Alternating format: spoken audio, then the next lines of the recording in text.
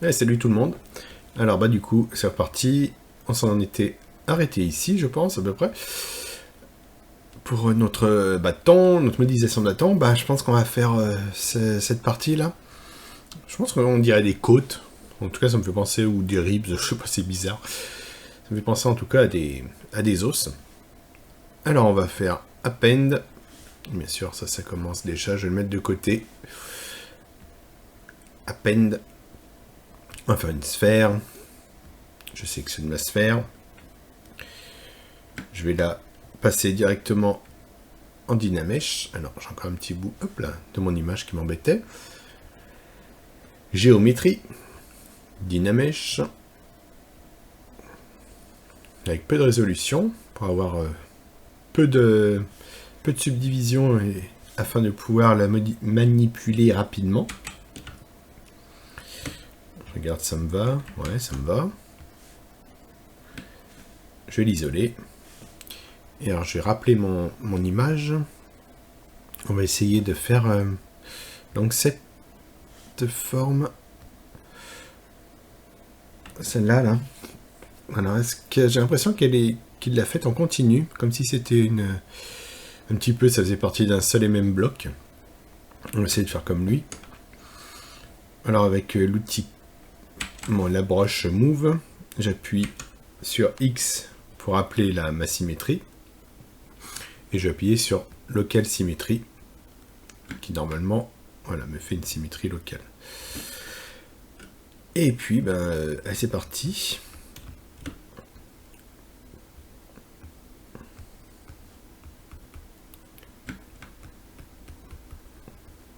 Alors ça tourne un peu comme ça. Ça tourne, ça a une légère inclinaison. Je smooth.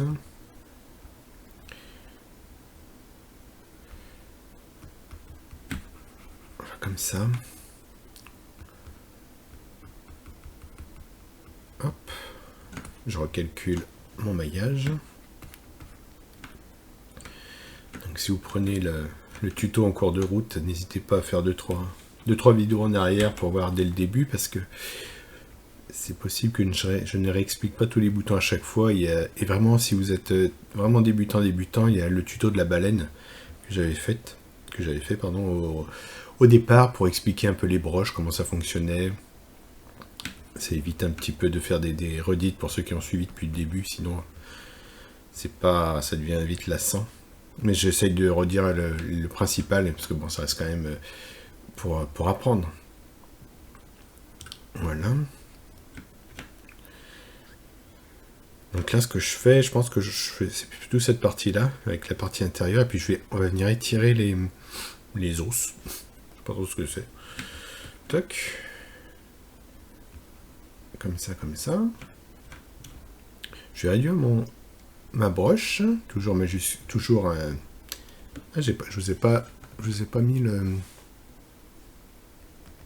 les raccourcis sur lesquels j'appuyais. Ça peut être intéressant. Ça évite des fois que je dise toujours barre d'espace, machin. Surtout quand c'est très récurrent. Quand c'est pas récurrent, je vous expliquerai. Mais là, je pense qu'on l'a déjà vu pas mal de fois. Là, je suis avec contrôle, donc je fais un masque. Je vais faire ce masque-là qui correspond à cette partie-là. Je vais en faire un deuxième, un troisième qui vont correspondre à nos os, qui vont sortir de notre partie un peu de notre bloc là. J'invertis mon masque, j'intervertis ma sélection avec contrôle. Je fais un clic à l'extérieur. Je vais mettre de côté pour pouvoir tirer ma géométrie de ce côté. Quoi, avec l'outil Gizmo, on peut le tirer comme on veut. Donc je peux me mettre de 3/4, voir un peu la longueur que j'ai donnée. J'appuie sur W pour appeler l'outil Gizmo. Je regarde comment il est centré. Ouais, je vais le centrer au milieu. Là, vous voyez, il n'est pas centré au milieu, donc je peux essayer en enlevant l'outil symétrie et recliquer sur mon bouton pour le recentrer. Quand vous avez l'outil symétrie activé, c'est normal qu'il se mette pas au milieu, au fait. Hop, on va faire comme ceci. On va faire comme ça. On voit qu'elle descend. donc on va les faire suivre une pente un peu comme celle-ci là. Comme on peut faire avec l'outil, avec la broche move, comme je dis souvent, je dis broche, je dis outil à la place de broche. Il faut juste le savoir. J'essaie de dire les bons termes. Donc tac, on va pousser un peu ça comme ça. N'hésitez pas à faire des petits à-coups pour avoir la forme que vous souhaitez. Si besoin, hein, vous pouvez y aller plus franco, mais... Donc là, on voit qu'il est quand même assez droit. Et après, il y a une petite protubérance. Donc on va essayer de la marquer. Et après, ce que je vais faire, c'est que je vais regarder le patron qu'on a fait au départ pour voir est-ce qu'il m'indiquait à peu près la largeur de notre côte de bœuf là. Alors, j'ai enlevé le mode solo. Je vais cacher les autres et je vais rafficher nos patrons. C'était comme ça. Ouais. Je n'étais pas allé bien loin dans mon patron. Hein. Je m'étais pas bien forcé. Ce qu'on va faire, je pensais que cette protubérance allait me donner plus d'informations. C'est pas grave, on va le faire à l'œil puis on rétrécira avec le gizmo. Donc c'est comme ça, ok. On va continuer de faire notre forme. Hop là. J'essaye de mettre droit cette forme. Mon trait, je vais dire mon trait, mais c'est pas un dessin. Là, on va casser cette pointe. On va avec l'outil H-Polish, excusez-moi. On va... Pourquoi casser ça? Parce qu'il l'a cassé, lui, puis ça rend bien.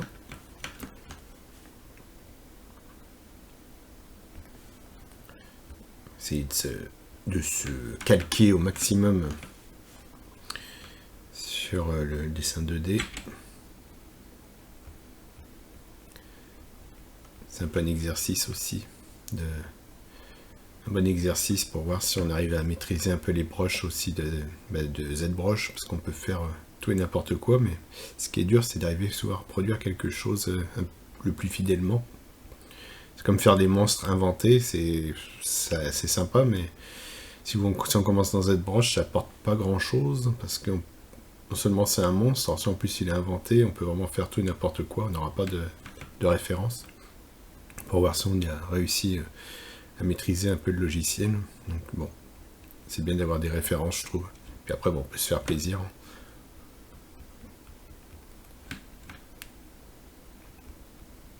Hop, je reprends mon outil Polish. Je vais venir écraser un peu cet angle comme ça. Je recalcule mon Dynamesh. Alors c'est vrai qu'il a plus tendance, on dirait, à être... comme ça un peu.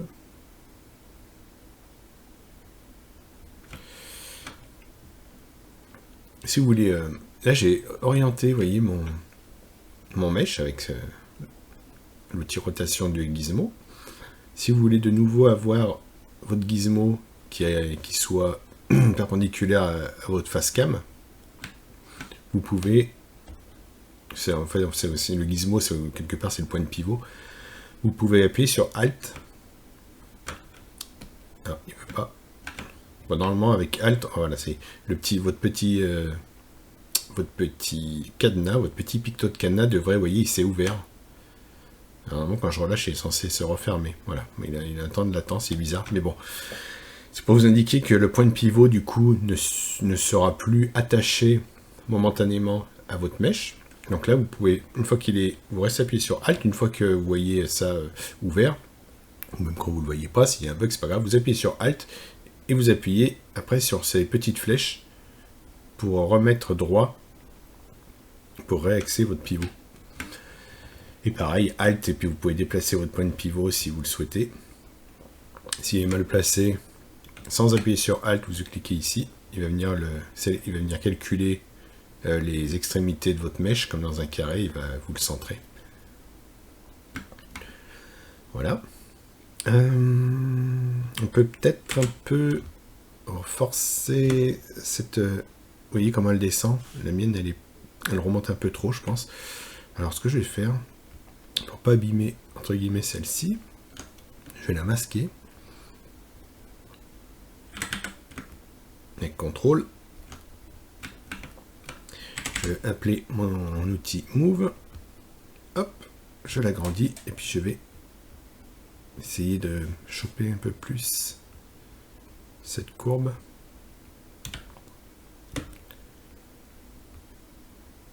Cette inclinaison, pour être plus précis. Si je clique avec CTRL appuyé dans le vide, ça m'a inversé ma sélection. Je vais pouvoir redescendre un peu celui-ci aussi.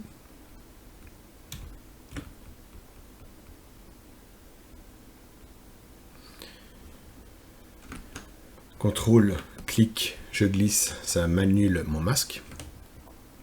Il n'y a pas de, si vous voulez revoir un peu les masques et de regarder les premiers tutos, on en parle. Hop. On voit qu'il est quand même un petit peu plus loin vu que ça part en éventail. Un peu comme les muscles sur le torse, sous le bras. Ça part en éventail, le grand dentelé. Alors, on fait comme ça. Et puis, je recalcule un coup.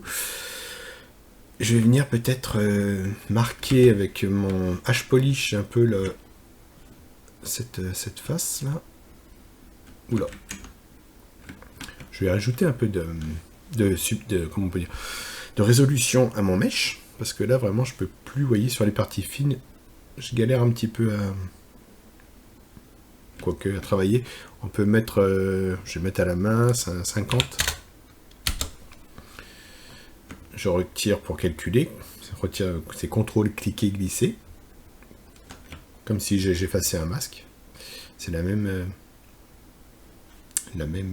manipulation. Alors au départ, cette broche, les contrôles, hein, vous allez voir, vous allez un peu tirer des plans dans la tête. Mais on s'y fait, finalement ils ont leur logique, ça marche bien.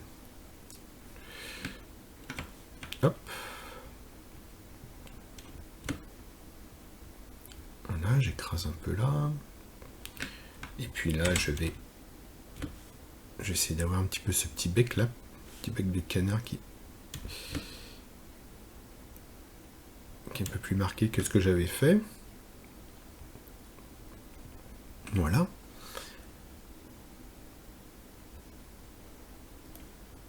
Et puis là, je vais aussi avec mon H-Polish marquer, vous voyez, c'est très droit là, un peu comme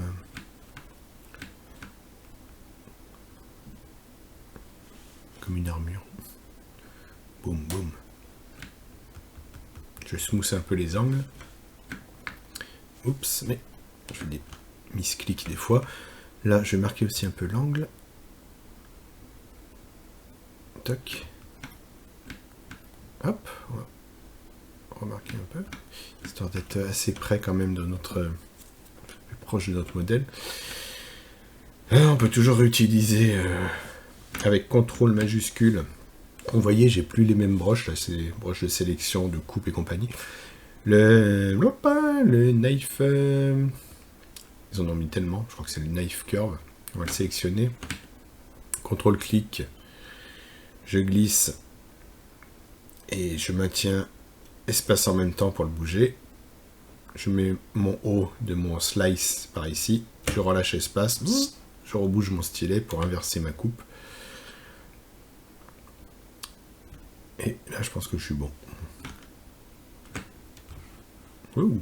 Ah, si vous faites ça par erreur, vous vous retrouvez, j'avais déjà dit, mais bon, avec votre fenêtre qui est bien décalée, vous appuyez sur x1, oups là, et vous le recentre bien comme il faut.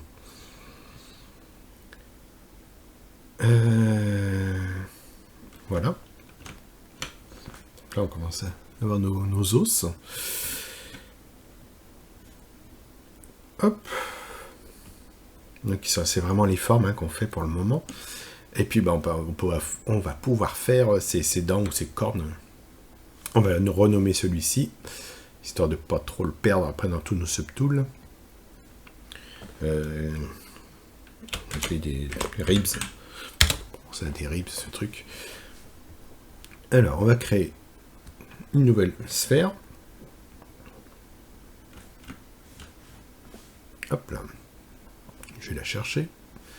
Comme je suis toujours en mode solo, c'est pour ça qu'il m'isole le subtool sur lequel j'ai cliqué. Si je l'enlève, on revoit tout. Pour le moment, c'est un peu le bordel, donc on va cacher tout ça. On va se mettre en mode... Pardon, je ne vais pas prendre les raccourcis, je vais prendre dans les vrais menus Dynamesh. Voilà. Si moi j'appuie sur 4, j'appelle mon outil Move. Et on va faire par exemple cette corne là. Alors vous voyez, si je vais vous montrer quelque chose, si on fait un move comme ça, on va pouvoir s'en sortir, mais la corne là, le fait d'avoir tiré, et c'est un peu arrondi. Alors je fais CTRL Z pour annuler. Vous avez, si ça vous intéresse, dans Brush, une option que j'utilise rarement, mais je viens d'y penser, pour faire en sorte que votre brush move soit pincé, un peu plus pincé sur le dessus. Enfin, vous allez voir ce que je veux raconter. Si vous appuyez sur ce petit bouton là, ça vous évitera qu'à chaque fois que vous en alliez, le menu se réenroule. Vous appuyez sur ce petit bouton, ça va docker le menu sur la gauche, jusqu'à ce que vous réappuyez là par exemple. Parce que comme je ne sais plus exactement où il se situe, c'est là, dans Curve, Edit Curve. Vous appuyez sur AQ Curve, pour Accurate Curve, et là vous allez voir la différence, ça vous fait une petite... c'est comme une goutte d'eau. Ça vous pince, la brush move réagit autrement, vous voyez bien quoi. Je vais l'enlever maintenant. Je vais essayer d'avoir une... J'appuie sur X pour avoir un miroir. Quelque chose qui ressemble... Comme si j'essaie de m'imaginer ça, mais tout droit. Je recalcule mon Dynamesh.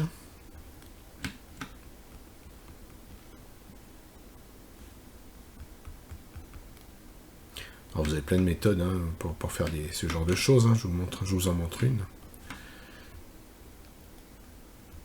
Et après, on peut utiliser, comme on a vu tout à l'heure dans l'autre vidéo, la déformation bend curve.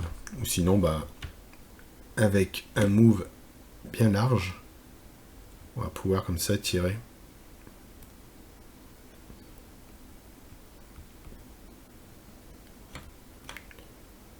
Tirer, pousser, jusqu'à avoir un peu notre forme incurvée. Je recalcule.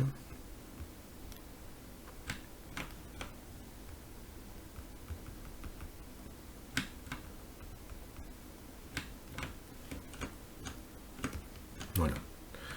Là, on aura notre corne.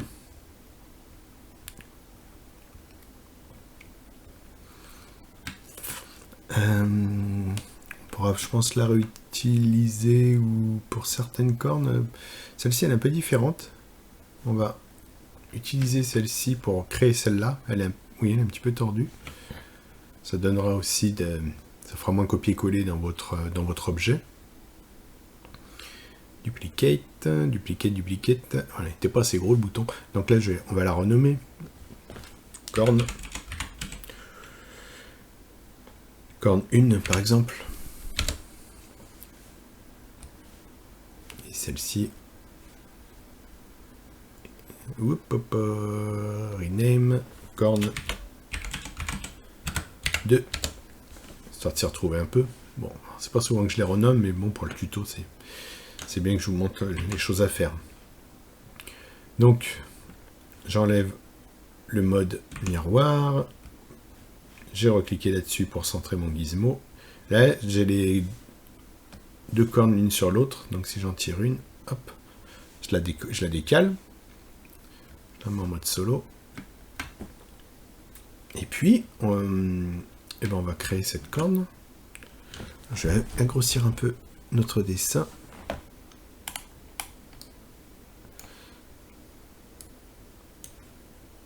Hop là.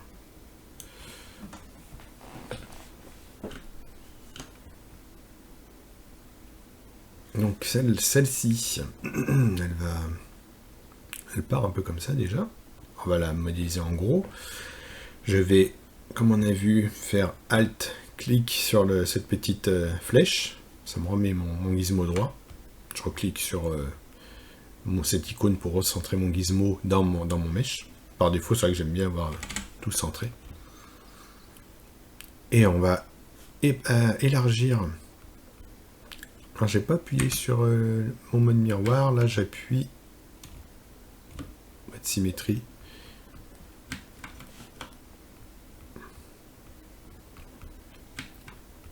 Je vais essayer de choper un peu cette grosse forme là. C'est l'arrondi de la corne.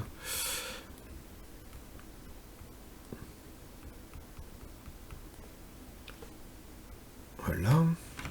Hop là, excusez-moi.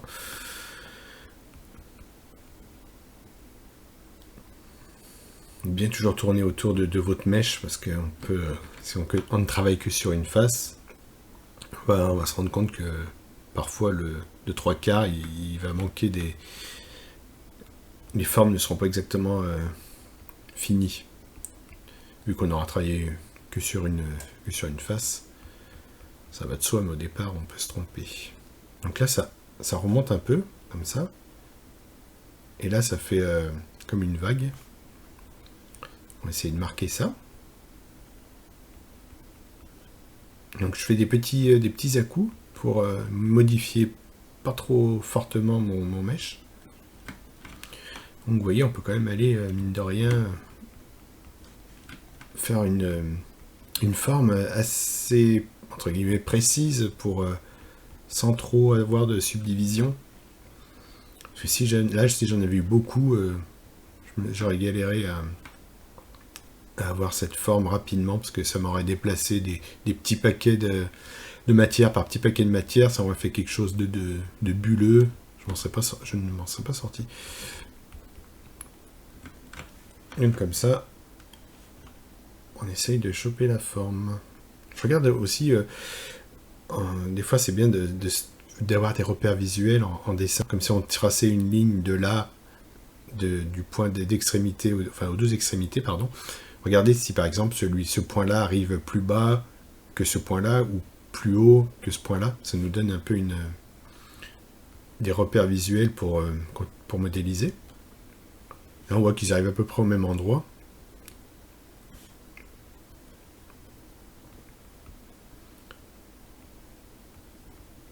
J'ai peut-être un peu trop marqué la courbe.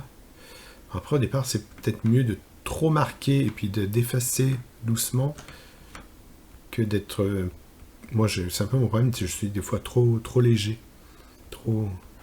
pas assez marqué. J'essaye de plus marquer et après d'adoucir un peu. Après c'est en fonction de vous, c'est vrai qu'on est tous différents. Il y en a qui auront peut-être tendance à trop marquer dès le départ. Et aussi bien faire y aller par petits à-coups pour les choses comme ça. Si vous faites comme ça, vous allez tout casser, vous allez galérer à remettre. D'où aussi l'importance d'avoir bien géré sa pression de stylet, comme on avait vu tout au départ dans le premier tuto sur la baleine avec le driver Wacom chez moi, et puis chez vous, vous avez peut-être d'autres tablettes, Xpaint ou Uyon. Donc voilà, là on a à peu près une forme qui nous conviendra, je pense, pour commencer. Tac. Ok. Et puis on peut faire cette dernière grande corne. Et je regarde, je pense que celle-ci, elle pourra être utile pour refaire celle-là. Bon, celle-ci, ça peut être vite fait. Puis là, on va faire au moins cette grande corne qui pourra peut-être être réutilisée pour ces deux-là. Celle-ci, elle a une petite déformation un peu à l'instar de celle-ci. À voir. Donc, on va faire au moins une grande corne. Donc maintenant, vous commencez à voir comment on fait. append. On va aller un peu plus vite. Hop, elle est cachée, elle est là. Je vais la renommer.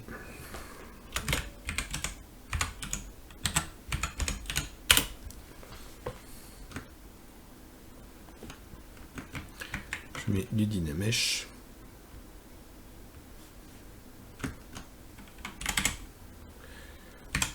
Hop, j'appuie sur mon miroir.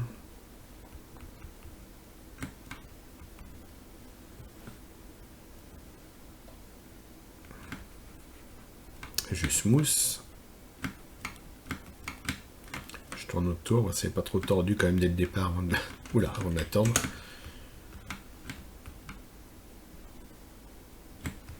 Je resmousse.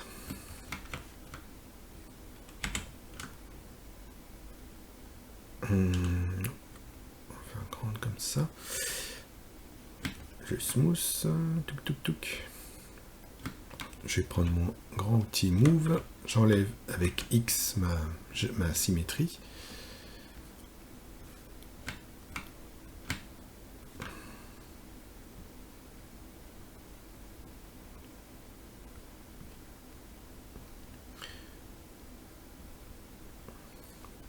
Aussi, je vais vous parler de quelque chose qui peut vous arriver. Si par exemple, il faudrait que j'ai... Non, je sais pas pourquoi, si ça me faisait penser à ça. Si vous avez un cylindre, je vais prendre quelque chose qui, pour mon exemple, qui est droit. Vous avez un cylindre. J'ai dit vous avez un cylindre, voilà. Et il est comme ça. Et vous voulez le bouger. Et si, lorsque vous le bougez, vous avez ça, vous dites, mais je comprends pas, c'est mon outil Move, il bouge pas, alors qu'il devrait juste, passer de gauche à droite quand je fais ça, se faire des translations, quoi. C'est que l'outil Move a aussi un focal shift. Alors, votre focal shift, quand vous utilisez l'outil, je dis l'outil Move, c'est Gizmo, votre outil Gizmo, très souvent, il a moins 100. J'y ai pensé lorsque j'ai fait ma corne, parce qu'effectivement, vous pouvez faire déplacer le focal shift pas très haut, et tirer comme ça. Ça va aussi faire l'effet de la corne. Mais c'est vrai que je préfère utiliser des brushes pour tout ce qui est modification, et puis garder mon focal shift de mon gizmo à moins 100 pour qu'il soit juste en mode de mouvement à 100%, quoi. Donc voilà, je vous en parlais, parce qu'une fois ça m'était arrivé, je ne savais même pas que le focal shift pouvait avoir des... que l'outil Gizmo avait son focal shift propre. Donc ça me faisait des choses bizarres, j'ai bien galéré. Donc voilà, à savoir. Hop, un truc aussi que je rappelle, le delete n'est pas annulable. Si vous faites un CTRL Z, ça ne marchera pas, vous l'aurez perdu à tout jamais. Dans les limbes des enfers. Hop. Donc là, on a notre corne. Et puis, alors là, elle est peut-être un peu pointue, ma corne. On va tout de suite la couper avec... j'ai encore l'outil knife curve. Tac, comme ça un peu. Voilà. Le knife curve, j'en parle aussi dans mes autres vidéos. Donc là, on aura pas mal de petites choses pour... je le cachais, pour commencer à mettre un peu en place notre arme. Et puis, je pense qu'on va faire ça dans la prochaine vidéo. On va remettre un peu d'ordre dans notre chambre. Je vous dis à la prochaine. Salut!